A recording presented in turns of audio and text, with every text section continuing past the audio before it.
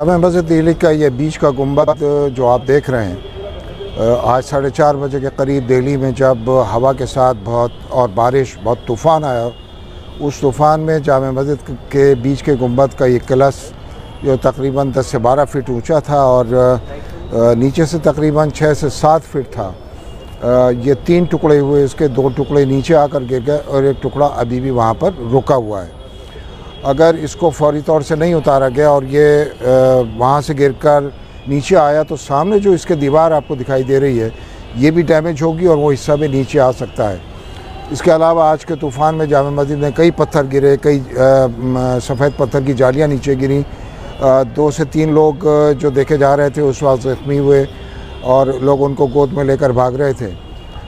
अब इस कलश को रोकने के लिए गौर कर रहे हैं कि इस कलश को कैसे उतारा जाए। डायरेक्टर जनरल ASI को मैं ख़त लिख रहा हूँ और ये काम ASI archaeological survey of India ही कर सकता है।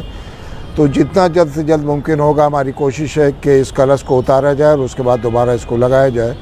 और जो ऐसे पत्थर हैं कि जो फौरी तौर से खुदा न खास्ता गिर सकते हैं, उस ताल्लुक़ से भी ASI को हम कहेंगे कि इस काम को फौरी तौर से कराएं ताकि कोई हादसा आगे ना हो पाए।